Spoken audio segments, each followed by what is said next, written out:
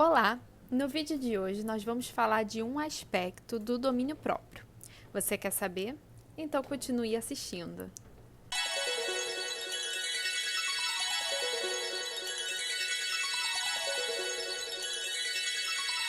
Olá, princesas! Tudo bom? Ai, que bom que você chegou até aqui, o último vídeo dessa série Domínio Próprio. E aí, fez sentido para você? Foi bênção? Se sim, por favor, eu quero te pedir de coração que você venha comentar, venha também curtir, compartilhar e não se esqueça de se inscrever também no canal. Olha, é uma alegria tê-la conosco. Então, vamos lá para esse quarto vídeo, o último dessa série Domínio Próprio. E nós vamos falar de um aspecto que às vezes a gente esquece um pouquinho sobre o domínio próprio. Sabe, a Bíblia vai dizer que nós devemos dominar, né? Ter o domínio sobre o nosso corpo, né? Sobre o nosso espírito, a nossa alma. Só que às vezes a gente esquece de dominar uma certa coisinha pequenininha que tem no nosso corpo. Você já sabe o que é? Pois é. Se você pensou, falou a língua, yay! Você acertou. Exatamente, a língua. E quase não é falado, né? É muito pouco, mas vou te dizer, a Bíblia está recheada de versículos que falam sobre a língua. Então vamos dar uma olhada em dois versículos e depois nós vamos nos ater em Tiago, que é onde eu quero acampar, onde eu quero refletir junto com você. Então vamos lá, primeiro em Salmo. Deixa eu ver aqui, Salmo 33, no verso 12. Esse mesmo. Salmo 33, 12, que diz assim: Quem de vocês ama a vida e quer longevidade para ver o bem? Olha o que ele vai dizer, refreio 13. Refreie a língua do mal e os lábios de falarem palavras enganosas. Então aqui o salmista Davi está dizendo o seguinte: quem de vocês ama a vida e quer viver longamente para ver o bem? Então o que você deve fazer? Isso mesmo, refrear a língua do mal e os lábios de falarem palavras enganosas. Vamos ver agora em Provérbios 17, no verso 28, que diz: Até o insensato, quando se cala, é tido por sábio. Se fica de boca fechada, passa por inteligente. Pois é, forte. Então aqui está dizendo que até o insensato, quando se cala, é tido por sábio. Então há momentos em que devemos nos calar, né? Por mais que estejamos sem razão ou naquele momento a gente, né, ali se equivocou, então o momento certo é de ficar quieto e não falar. Por quê? Porque que a língua, um músculo tão pequenininho, mas pode fazer tanto estrago. E é isso que a Bíblia está nos alertando. E é nisso que a gente vai ver. Então vamos abrir lá em Tiago, no capítulo 3. Capítulo 4. Não, 3, tá certo. Capítulo 3. E vamos ler alguns versos, porque é um capítulo grande, né? Então, para não ficar um vídeo muito longo, a gente vai se ater apenas a alguns versículos. Assim, não parar para pensar, não basta apenas controlar os sentimentos, né? Controlar as emoções, os desejos, ou até mesmo controlar o nosso corpo. A gente esquece de controlar, de ter domínio sobre a nossa língua. E acabamos falando aquilo que não deveríamos, ou falamos, ih, caramba, falei aquilo, não era para falar, foi no impulso. É muito sério. Então, às vezes nós controlamos os sentimentos e as emoções, mas não controlamos as palavras. Então, às vezes a palavra vem e você, opa, saiu, e aí dá um estrago danado. Então, vamos ver o que Tiago vai dizer.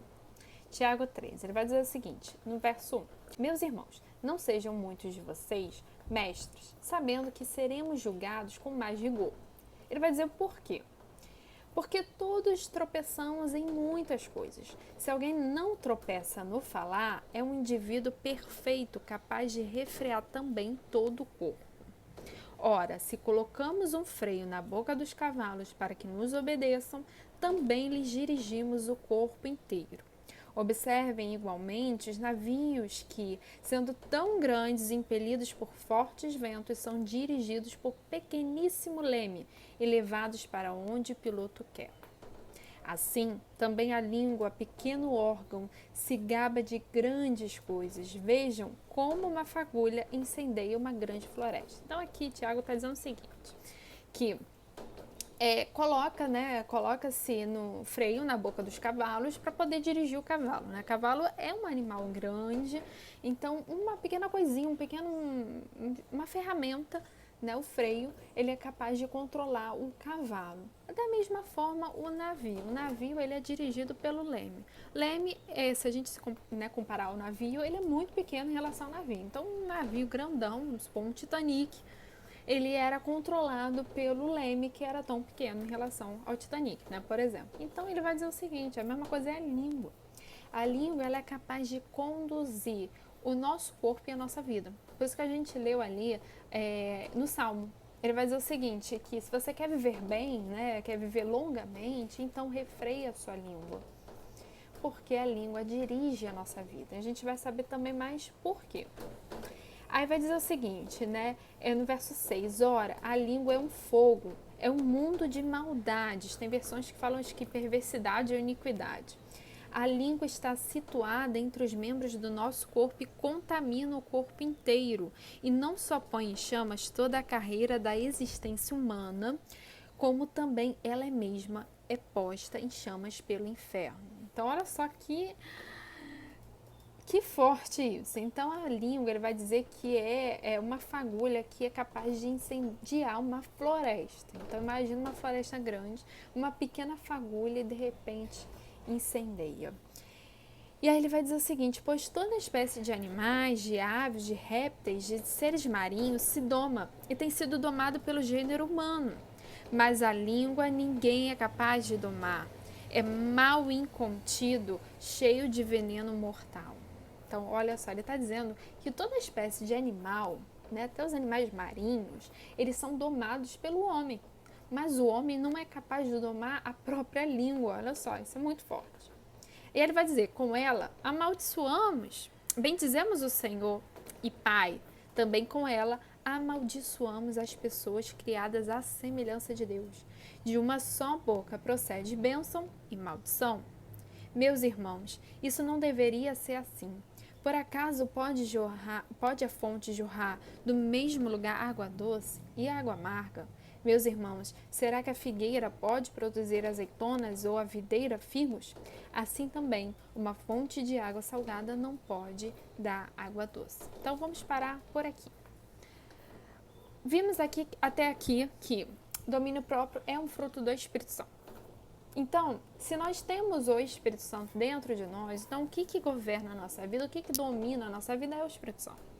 Então, consequentemente, os nossos frutos, né, aquilo que fazemos ou falamos, pensamos, vai ser o quê? Da origem, né, vem do Espírito Santo. Então, a nossa boca vai passar a ser instrumento do Espírito Santo.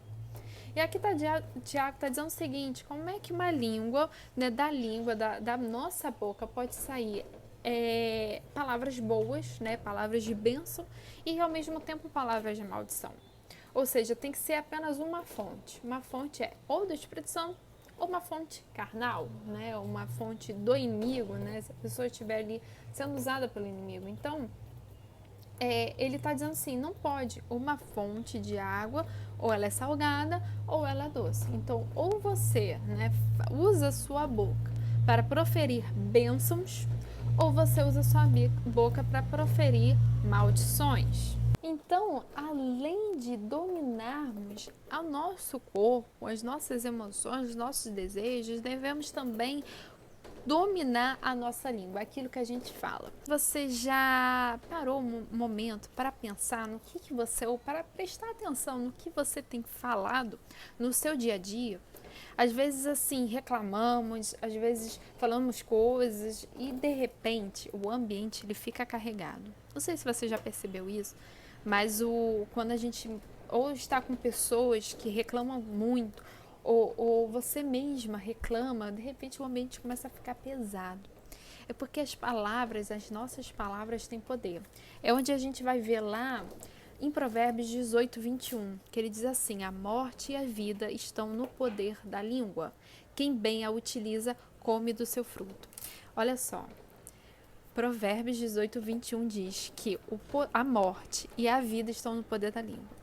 Então, a nossa língua é capaz de trazer vida, como também é capaz de trazer a morte. Olha que sério. Então, preste atenção se as palavras que você tem dito, elas têm trazido morte, ou se ela tem trazido vida.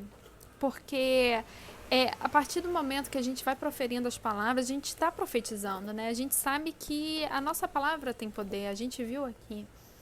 Então, será que a gente está trazendo coisas boas ou coisas ruins?